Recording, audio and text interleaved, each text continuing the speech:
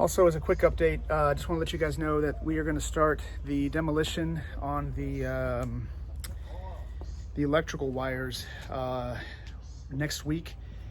We've got that as kind of just a tentative because we're just waiting to see how long it's going to take these guys to actually get all the plumbing out. It's taking a little bit longer than they expected, of course, with that tunneling. It was pretty dense. So anyway, I just wanted to give you guys a heads up on that. Angel met with Richard on site. What is today? Is Friday, so Wednesday.